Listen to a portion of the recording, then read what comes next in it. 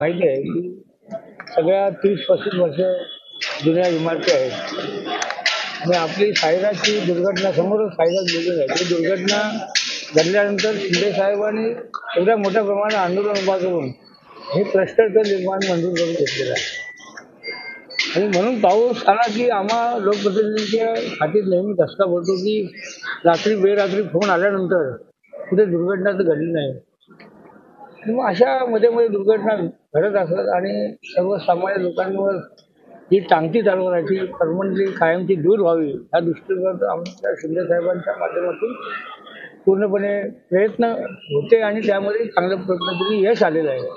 आपण बघताय की आता क्लस्टरच्या इमारती 30-35 महिन्याचं काम झालं. काही महिन्यामध्ये हे सगळ्या शिफ्टिंग सुरू होतील. परंतु दुर्दैवाने आज 10:30 वाजता 45 इमारतीची पॅराफिट वाल कोसळली आणि सुदैवाने कुठलीही जीवितहानी झालेली नाही.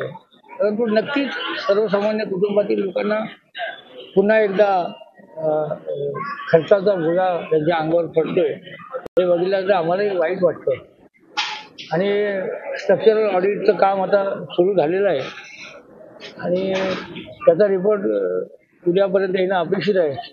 आल्यानंतर रहिवाशांना कसा दिलासा द्यायचा त्या पद्धतीने सर्व लोकप्रतिनिधी नगरसेवक मंडळी आम्ही सगळे इथे थांबलेलो आहोत आणि लगेचच रिपेअरिंगचं काम सुरू होईल. आणि सुदैवाने कुठेही इमारत असं सध्या तरी दिसत नाहीये की इमारत तोडावी लागेल अशी.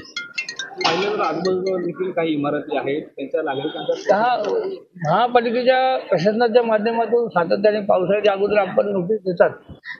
परंतु सर्वसामान्य मध्यमवर्गीय कुटुंब त्यांना रिपेअरिंगचा बोजा सहन होत नाही आणि म्हणूनच मनात असून सुद्धा इमारती रिपेअर होत नाहीये. मग आता त्याला एकच सोल्युशन आहे ते म्हणजे क्लस्टर. आणि आता कृष्णनगर 1 मध्ये असेल रोड नंबर 22ला क्लस्टरचं निर्माण सुरू आहे आणि तेही फार स्पीडमध्ये काम चालू आहे आणि लवकरात लवकर आम्हाला वाटतं की 2-3 महिन्यामध्ये ते शिफ्टिंग सुरू होईल आणि त्या शिफ्ट झाल्यानंतर पुढे फास्ट क्लस्टर निर्माण जोरात होईल आणि पुढच्या 4 ते 5 वर्षामध्ये पूर्णपणे 30,000 घरं ह्या कृष्णनगर 1, 2, 3 शांतीनगर ह्या विभागातील पूर्णपणे क्लस्टर पूर्ण होईल असं प्लॅनिंग आमच्या सगळ्यांना. सर आपण जर पाहिलं तर या बिल्डिंगमध्ये राहणाऱ्या लोकांना सध्या तरी महानगरपालिकेच्या शाळेमध्ये शिफ्ट करा तात्पुरता सुरू ज्या पद्धतीने बिल्डिंग जोपर्यंत रिपेअरिंग होत नाही तोपर्यंत त्या बिल्डिंगमध्ये राहणाऱ्या दुसऱ्या ठिकाणी कुठे शिफ्ट केलं जाणार का?